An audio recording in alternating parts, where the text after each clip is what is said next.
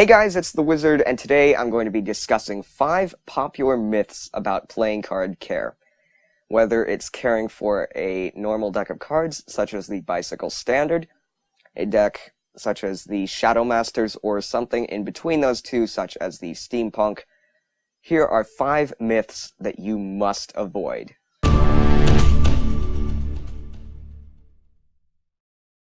Myth number 1. Oftentimes, I've heard the advice of if your deck is clumped or if it's warped, place it in a freezer.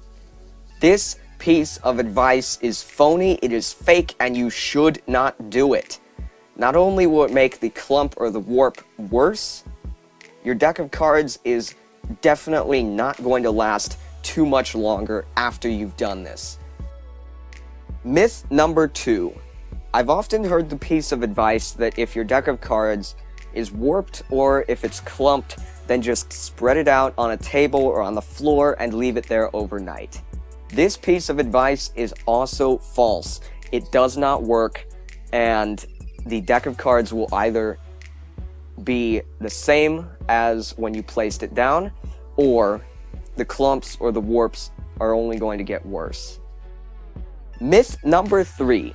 When it comes to the subject of close-up mats for magic, cardistry, practice, or whatever purpose you may need one for, people often say that since velvet or a velvet imitation costs more than felt, and you can't afford it, then just go with felt. This is also not true. You cannot use felt as a card mat, because if you do, fibers from that card mat will end up transferring to your deck of cards, and then afterwards the deck is either going to clump or you're going to have to pick out each individual fiber and get rid of those to stop the clumping. Myth number 4. A very popular misconception when it comes to cardistry and card magic is any of the sleight of hand or any of the flourishes would require excessive force and you to actually force the cards into executing the move.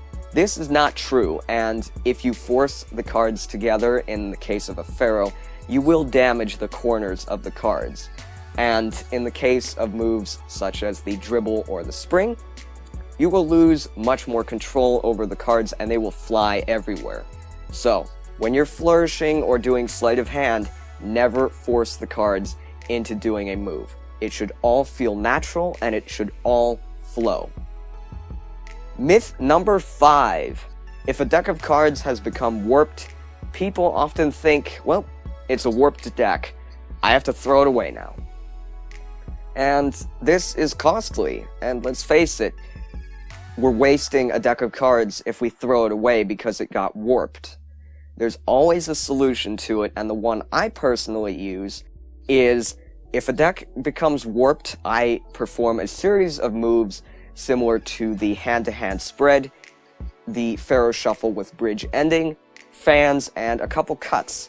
I perform these moves for about 10 minutes with the deck a day, and after a few days, the warp, if it's really severe, is gone. So, no matter what, if a deck of cards becomes warped, don't throw it away, because doing so is just wasting a perfectly good deck. So there are my 5 myths about proper card care. Now, if you'd like to learn any more tips about proper playing card care, what you should and shouldn't do, then feel free to check out my ebook detailing 24 tips on proper card care.